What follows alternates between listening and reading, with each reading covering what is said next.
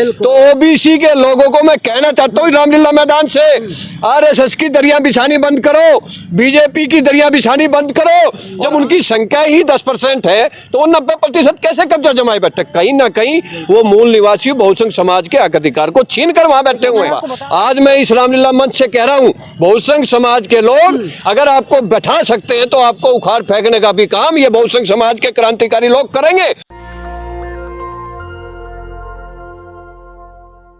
दिल्ली के रामलीला मैदान में कल बहुजन संसद लगने जा रहा है और उसकी तैयारियां लगातार की जा रही हैं। जानते हैं बहुजन संसद लगाने की ज़रूरत क्यों पड़ रही है।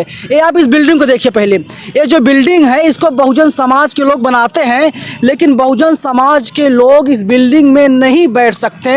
यहाँ पर बैठते कौन लोग हैं आप सबको पता है। आप ये देख लीजिए, मंच यहाँ पर तैयार किया जा रहा है और कल अंदाज़ा है कि तकरीबन 50,000 लोग यहाँ पर देश के अलग अलग हिस्सों से आएंगे और लगातार हम तैयारियां दिखा रहे हैं। आप देख लीजिए किस तरीके से यहाँ पर कुर्सियां लगाई जा रही हैं, टेंट लगाए जा रहे हैं, खाने पीने की भी व्यवस्था यहाँ पर की जा रही है, क्योंकि देश के जब अलग अलग हिस्सों से लोग आएंगे उनको परेशानी ना हो। क्योंकि आपको पता है, कोई उत्तर प्रदेश से आ रहा है, कोई बिहार से आ रहा है, कोई मध्य प्रदेश से आ रहा है, कोई राजस्थान से, कोई छत्तीसगढ़ से, देश के अलग अलग हिस्सों से लोग आ रहे हैं। उन्हें कोई समस्या ना हो इसका भी यहाँ पर खास ख्याल रखा जा रहा है।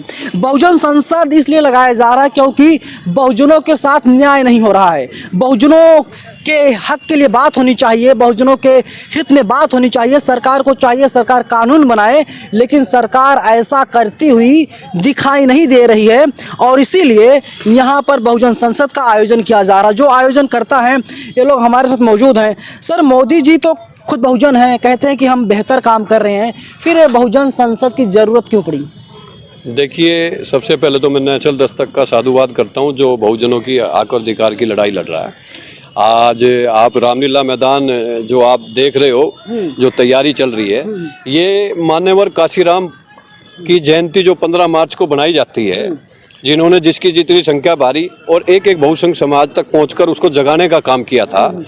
कल जो है यहाँ पर तमाम देश भर के बहुसंख्य समाज के संगठनों को एक मंच पर लाकर संयुक्त बहुसंख्यक समाज मंच के माध्यम से 10-11 मार्च को देश में जो जनगणना के साथ जातिगत जनगणना कराकर संख्या के हिसाब से न्यायपालिका, राजनीति और कार्यपालिका में हिस्सेदारी, और जो 14 से 22-23 के अंदर जो ईवीएम जो हमारी वोट की ताकत को खत्म कर रही है, उस वोट की ताकत को बचाने के लिए, और जो बहुजनों के जो और बहुत से मुद्दे हैं, लेटर एंट्री बंद कराना हो, देश के अंदर प्राइवेटेशन रोकना हो, ठेकेदारी प्रथा को रोकना हो, लेटर एंट्री बंद करानी हो, इंटर व्यवस्था को खत्म कराना, न्यायिक ये कॉलेजियम सिस्टम को बंद कराना है, कहीं ना कहीं तमाम मुद्दों पर यहाँ पर चर्चा होगी।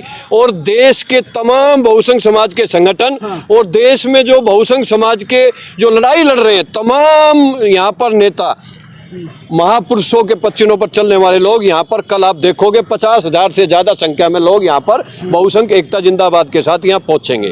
और जो देश के अंदर 75 वर्ष से जो हमारा हक अधिकार जो छिन रहा है उसको दिलाने के लिए और जातिगत जनगणना कराकर, हमारी तो ये मांग है कि ओबीसी की जातिवार जनगणना के साथ साथ पूरे देश की 140 करोड़ लोगों की जनगणना करा दो, जिसके अंदर ये पता चल जाएगा कि कौन 3%, 5% और 6% के आदमी 75 वर्ष से जो है 90% न्यायपालिका, राजनीतिक और कार्यपालिका पर कब्जा जमाए बैठे। जब उनकी संख्या ही 10% है तो वो 90% कैसे कब्जा जमाए बैठे? कहीं ना कहीं वो मूल निवासी बहुसंख्य समाज के हक अधिकार को छीन कर वहां बैठे हुए हैं। आपको बता दूं, माना जाता है कि हमारे देश में 4 स्तंभ हैं, कार्यपालिका, न्यायपालिका, विधायिका और प्रचार तंत्र। जो चारों स्तंभ हैं, आप जाकर खुद सर्च कीजिए और पता कीजिए कितने बहुजन समाज के लोग हैं। आप यहाँ पर 0 सन्नाटा पाएंगे। बहुजन समाज के लोग सिर्फ मजदूरी करते हैं, मेहनत करते हैं। ये देखिए, मैं आपको दिखा रहा हूँ, जो लोग काम कर रहे हैं ना, मैं दावे के साथ कह सकता हूँ ये लोग बहुजन समाज से आते होंगे। मैं दावे के साथ इस बात को कह सकता हूँ। और ये लोग टेंट ही लगाएंगे, इसके अलावा कुछ नहीं करेंगे। ये लोग बड़ी बड़ी बिल्डिंगें तो बनाएंगे, लेकिन उस बिल्डिंग्स में ये लोग नहीं बैठ पाएंगे, क्योंकि इनका जो हक है इनके हक को नहीं दिया जा रहा है। मैं सही बोल रहा हूँ सर? बिल्कुल आप सही बोल रहे हो, और ये सदियों से होता आ रहा है। लेकिन अब देश आजाद है, हमारी वोट की ताकत से राज्य सरकार और सेंट्रल सरकार बनती है, तो कहीं ना कहीं हमारी संख्या के हिसाब से हमारी हिस्सेदारी हमें चाहिए। और अब हम बिल्कुल चुप नहीं बैठेंगे। पूरे देश का बहुसंख्यक समाज शिक्षित हो चुका है, जागरूक हो चुका है, और वो अपने हक अधिकार के लिए रोड पर उतर चुका है। पूरे देश के अंदर 24 के लोकसभा चुनाव से पहले एक ऐसा राष्ट्रव्यापी आंदोलन अब खड़ा होने जा रहा है। अगर इस सरकार ने जातिगत जनगणना नहीं कराई और हमें संख्या के हिसाब से हिस्सेदारी नहीं दी, तो हम वोट की ताकत से और जन आंदोलन की ताकत से इस सरकार को विधानसभा चुनाव में जो आने वाले 23 के अंदर और 24 के अंदर लोकसभा, आज मैं इस रामलीला मंच से कह रहा हूं, बहुसंख्यक समाज के लोग अगर आपको बैठा सकते हैं तो आपको उखाड़ फेंकने का भी काम ये बहुसंख्यक समाज के क्रांतिकारी लोग करेंगे।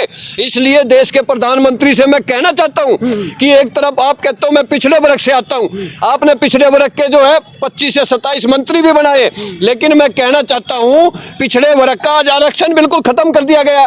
पिछड़े वर्ग का सबसे ज्यादा हक अधिकार छीन रहा है। कहीं ना कहीं पिछड़े वर्ग के लोग जो है धर्म की तरफ जा रहे हैं। मैं किसी धर्म के खिलाफ नहीं, लेकिन मैं पिछड़े वर्ग से कहना चाहता हूं कि आज देश के अंदर सबसे ज्यादा हक और अधिकार छीन रहा है SC ST के बाद, तो वो ओबीसी का छीन रहा है। तो ओबीसी के लोगों को मैं कहना चाहता हूँ रामलीला मैदान से, RSS की दरिया बिछानी बंद करो, बीजेपी की दरिया बिछानी बंद करो, और आने वाले टाइम में अपने बच्चों का हक अधिकार दिलाना है। और उनके सामने खड़े हो गए कहना बेटा मैंने ये हक अधिकार दिलाया, मैंने उन महापुरुषों के पच्चीनों पर चला।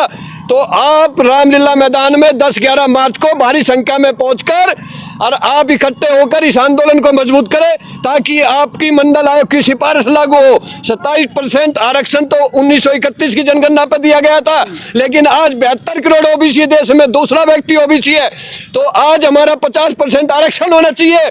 लेकिन ये लोग कहीं ना कहीं संविधान की अवहेलना कर कर हमारे आरक्षण को छीनकर और 10% EWS भी लागू करा दिया।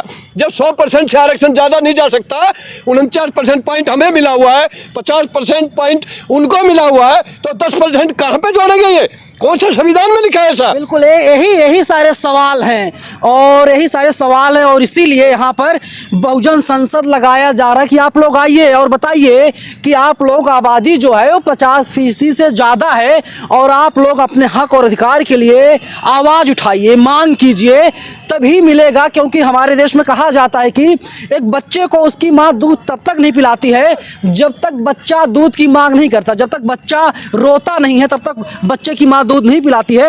और इसीलिए आपको अगर हक और अधिकार चाहिए तो आपको रामलीला मैदान आना पड़ेगा। ये 2 दिन का बहुजन संसद लगाया जा रहा है, जिसमें तमाम बड़े बड़े लीडर्स आएंगे बहुजन समाज के।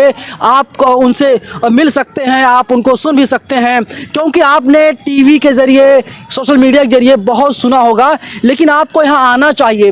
क्योंकि जब अगर आपकी उम्र 50-60 साल है तो भी आपको आना चाहिए, क्योंकि आप अपने लिए नहीं, अपने बच्चों के लिए आइए, अपने समाज के लिए आइए, अपने नेक्स्ट जनरेशन के लिए आपको यहाँ पर आना चाहिए। मैं और दिखा देता हूँ आपको तैयारियाँ। हम तैयारियों की बात कर रहे थे, देख लीजिए किस तरीके से लगातार यहाँ पर तैयारियाँ की जा रही है, कोई दिक्कत ना हो। अब बहुजन समाज के लोग जो अलग अलग हिस्सों से आ रहे हैं, इन लोगों से हम और जान लेते हैं। सर, इस बार कौन कौन से लीडर्स आ रहे हैं? देखिए, अब की बार तमाम बहुसंख्यक समाज, वामन मेश्राम जी हो, चंद्रशेखर रावण हो, राजकुमार सैनी हो, सावित्रीबाई फूले हो, तमाम जो बहुसंख्यक समाज के जो लोग पूरे देश भारतवर्ष में, और तमाम अलग अलग पार्टियों के, चाहे बिहार के जो रामचरित्र मानस पर जो विवाद हुआ, चंद्रशेखर यादव जी आ रहे हैं, कहीं ना कहीं विशंबर दास निषाद जी आ रहे हैं, राजमणि पटेल जी आ रहे हैं, आसाम से सांसद आ रहे हैं बहुसंख्यक समाज के, ऐसे तमाम देश भर के, राकेश टिकैत जी आ रहे हैं, चुटनी जी आ रहे हैं, किसान नेताजी, तमाम बहुसंख्यक समाज के जो लोग, किसान, मजदूर, शोषित, वंचित, पिछड़ा, अति पिछड़ा, सभी के महापुरुष, सभी के बुद्धिजीवी लोग, सभी संगठन के लोग इस मंच पर आएंगे और पूरे बहुसंख्यक समाज को जागरूक कर उसके हक अधिकार की लड़ाई को लड़ेंगे। बिल्कुल आपको आना चाहिए, क्योंकि यहाँ पर चंद्रशेखर आज़ाद, बहुजन समाज के जितने तमाम लीडर्स हैं वे लोग आ रहे हैं, और आप लोग आइए यहाँ पर। कल और परसों 2 दिन है, आप लोग आइए। अगर कल नहीं आ सकते परसों आइए, और अगर परसों नहीं आ सकते तो कल आइए, और अगर आपके पास टाइम है आप दोनों दिन आइए, कल भी आइए, परसों भी आइए। यहाँ पर आने का कोई भी चार्ज नहीं है, कोई भी एंट्री फीस नहीं है, क्योंकि लोगों के मन में तमाम शंकाएं होती कि हम जब वहाँ पर जाएंगे हो सकता है वहाँ पर कुछ चार्ज देना पड़ जाए, पैसा देना पड़ जाए। एंट्री पूरी तरीके से मुफ्त है। यहाँ पर कुर्सियाँ भी लगा दी गई हैं। आप जहाँ से भी हमें देख रहे हैं, आप लोग बताइए हमें कमेंट बॉक्स में, और बताइए आप लोग आ रहे हैं या नहीं आ रहे हैं, क्योंकि आपको यहाँ पर आना बहुत ज़रूरी है। अगर आप लोग जब यहाँ पर आएंगे तो सरकार के कानों तक आवाज़ जाएगी कि बहुजन समाज एक मंच पर है, बहुजन समाज एकजुट हो रहा है और बहुजन समाज को अब उनका हक और अधिकार देना ही पड़ेगा। कैमरा पर्सन बॉबी के साथ मैं नवीन कुमार नंदन, नेशनल दस्तक, रामलीला मैदान, दिल्ली। नेशनल दस्तक की आपसे गुजारिश है कि अगर इसको बचाना चाहते हैं तो नेशनल दस्तक को सब्सक्राइब करने के लिए रेड कलर के सब्सक्राइब बटन को दबाएं, फिर बेल आइकन की घंटी दबाएं। नेशनल दस्तक को बचाने के लिए बहुत जरूरी है कि हर खबर को शेयर करें, लाइक करें, कमेंट जरूर करें।